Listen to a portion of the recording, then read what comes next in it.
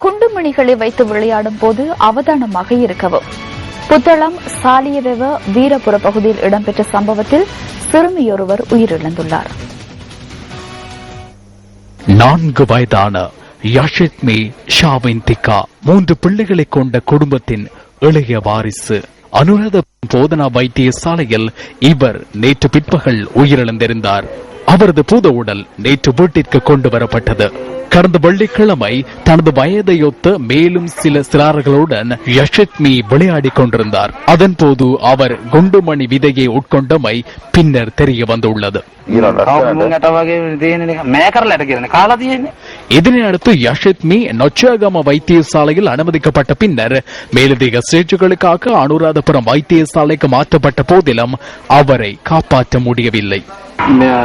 அவர் வாந்தி எடுத்தார். வயிற்றோட்டம் ஏற்பட்டது. வைத்தியசாலைக்கு கொண்டு சென்றதை அடுத்து அவர் தீவிர சிகிச்சை பிரிவுக்கு மாற்றப்பட்டார்.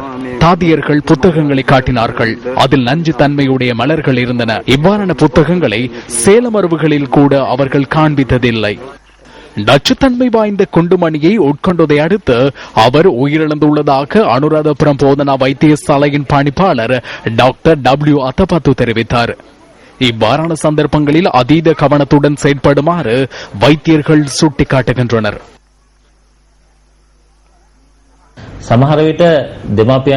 பெற்றோர் அதிக வேலை பளுவுடன் இருக்கின்ற சந்தர்ப்பங்களில் இவ்வாறான அனர்த்தங்கள் ஏற்படுவதற்கான வாய்ப்புகள் உள்ளன.